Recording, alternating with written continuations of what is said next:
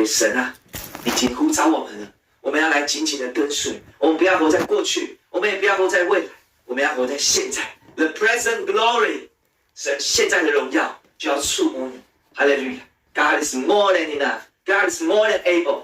无论你现在你面临的问题是什么，神要对你的心说：孩子，不要害怕，我是永活的神，我是活到永永远远的，在我没有任何难成的事。你的困难交在我的手中，你不要看见我的荣耀。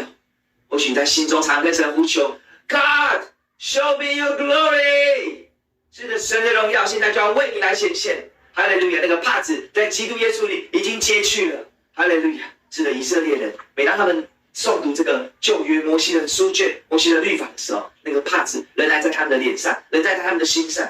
然而属耶稣基督的我们已经信入耶稣的名的人，我们的帕子已经挪去了。在2000年前已经挪去了，那个幔子已经裂开了，所以已经为我们开了一条又新又活的路。孩子，不要怕，只要信；不要怕，只要信。神要给你一个信心的恩赐，让你可以看见彼得所看见的，让你可以行在水面上，让你大过你一切的问题、一切的困难、一切的环境。因为神的恩典够我用，神的恩典够你用。神的恩典是因着他儿子复活的大能所赐下来的。哈利路亚！神所赐的应许是极宝贵的。是极宝贵的，哈利路亚！不是靠着你，靠着我的努力，靠着别人的应许，靠着别人给你的任何的 promise 可以成就的。唯有神自己的生命，让他道成肉身，让他成为那个代罪羔羊，他赎回我们的时候，我们的生命才有盼望。这是一个肯定的，神给你的盼望是肯定的，因为耶稣的复活已经成就了，并且耶稣还要再来。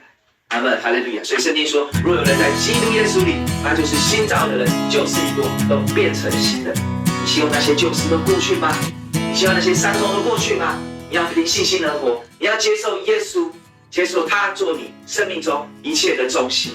你的情感不是你生命的中心，你的问题也不是你的中心，而耶稣他是你的答案，他是你生命的救主，他是你一切问题的答案，他要成为你荣耀的盼望。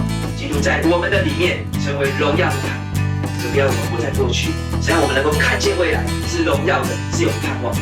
以至于你知道，可以信靠神的时候，你可以知道我现在没有任何的缺乏。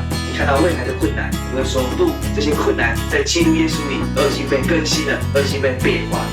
所以神将他自己的应许赐给我们，让我们可以脱离这世上而来的败坏。